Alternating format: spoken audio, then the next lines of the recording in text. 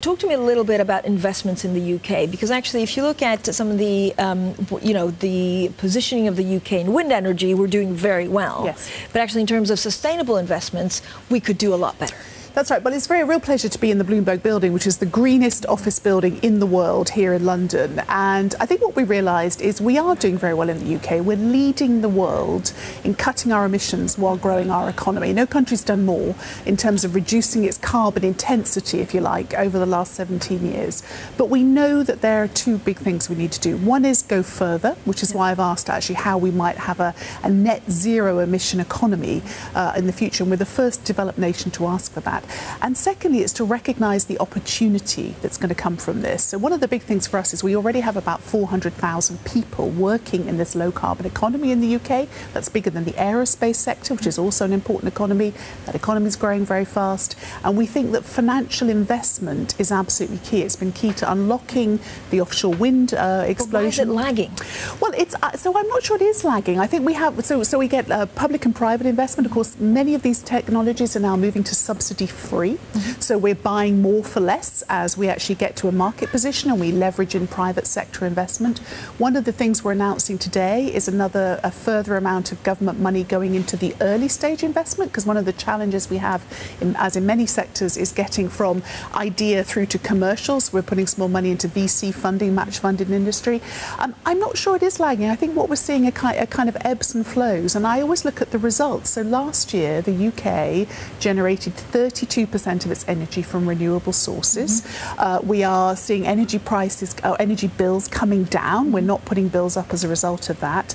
And actually, the UK and London are a world leader in financial services and financial solutions, as you know. Yeah. And so kind of tapping into that expertise and that innovation to make sure we can finance the next generation of innovation, both here and globally, is a huge part of what we're doing. How will that all be affected by Brexit? So one of the key things Theresa May has also said, look, we're doing so well in the UK on some of these renewable energy, we can export it to the world. But if you look at the manufacturing, right, a lot of it the manufacturing actually in green technology comes from abroad. So our standards, one of the questions is, will your standards drop? And they won't. And we've been very clear that none of our environmental standards, whether it's for agriculture or food or for manufacturing, in fact, if anything, they'll strengthen post-Brexit, wherever we can strengthen them. We have led Europe. We are doing twice as well as the EU average in decarbonisation. So we're amongst the most ambitious countries in Europe.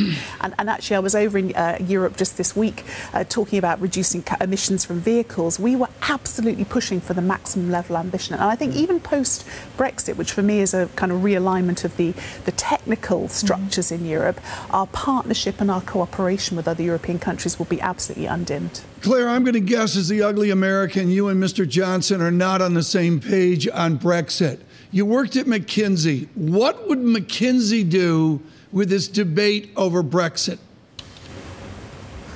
Well, we'd focus on the facts, which is also a good thing for politicians to do. And I think we'd also focus on the need for, whether it was a company or a financial institution, to pull together. And Boris is a good friend, but I think the message that's been delivered to him is pretty clear, which is it's all very nice to write newspaper headlines. This is the biggest set of negotiations this country's ever done in peacetime. It's tremendously difficult and tremendously important that we get it right. So, yeah, it's interesting what you've got to say, but let's let the grown-ups get round the table and come up with the deal, which I think as a member of the cabinet is absolutely possible. What's the urgency of that, particularly with the battle over the Irish Sea? I mean, I'm going to say there's not much energy in the Irish Sea versus what's left in the North Sea, but you've got an immediacy about the water between you and Ireland. Discuss energy and that border in the sea.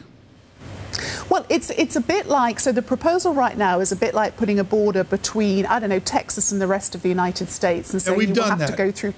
Well, you haven't, no, the United States, not south of the border, north of the border. No, so we've done that. On the table? We've done that. We've done that, trust me.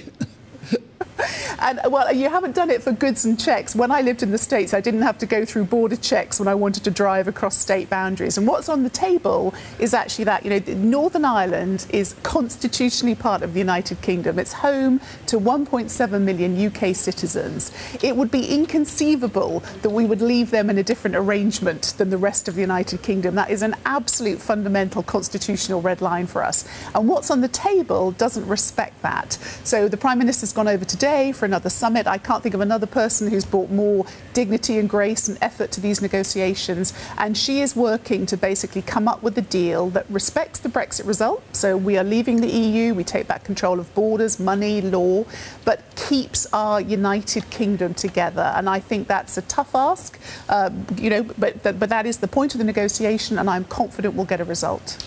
Minister, you're also in charge, of course, of oil and gas and shale gas and the security of supply. We've been talking about almost nothing else in Saudi Arabia. Are you worried that the price of oil will go to $100? And how should the UK government actually deal with the Saudi Arabian rulers? Well, I think, the messages that have been sent by the Foreign Office are absolutely right, that there is a serious allegation to be investigated here. The challenge of oil sort of sovereignty, if you like, is a really important one for us because, of course, we have for long been an energy producer. We saw some pretty significant de-investment in the North Sea when oil prices dropped. The industry has actually restructured. The government's helped them. It's in a better place than it's ever been. And now with oil at whatever it is today, 80, you'll have the numbers in front of you, 82, the industry's doing well. But for me, actually, there is a huge question about sovereignty and security of energy supply. As Energy Minister, one of the reasons we back nuclear, we want to see very safe onshore shale gas extraction happening, is we will end up being a net importer of energy. We already are. It will only grow going forward.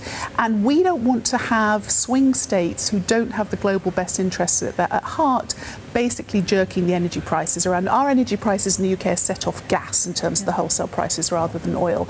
But of course, renewables coming into that mix. It's an entirely homegrown energy supply. We're up to 32%. We do think gas is a long-term part of our decarbonisation mix. Everyone agrees that you need some kind of thermal generation on the system. And we do want to promote a very safe and environmentally secure form of shale gas extraction, which we've just started this week. But how would you deal with Saudi Arabia? Well, I think the points have been made. We have to be absolute. The comments have been made by the Foreign Office. If there is a case to be answered, we want to answer it. And, I'll let the Foreign Secretary decide what he wants to do there.